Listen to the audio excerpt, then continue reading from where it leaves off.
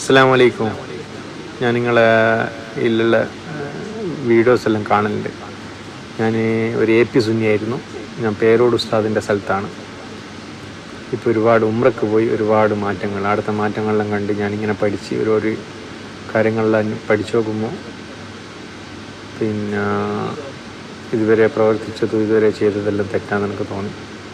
അൽഹംദുലില്ലാ ഒരുപാട് പഠിക്കാൻ പറ്റി. ഒരുപാട് സംശയങ്ങളിലുള്ള ഒരുപാട് വിഷയങ്ങൾ ഈ ഗ്രൂപ്പിൽ നിന്ന് ഒരുപാട് കിട്ടി. യഥാർത്ഥ തൗഹീദ് എന്താണെന്ന് ഇപ്പം മനസ്സിലായത്. ഇതുവരെ തൗഹീദ് എന്നുള്ള വാക്കൻ നമ്മളെ സുന്നിസത്തിൽ ഉപയോഗിക്കലില്ല.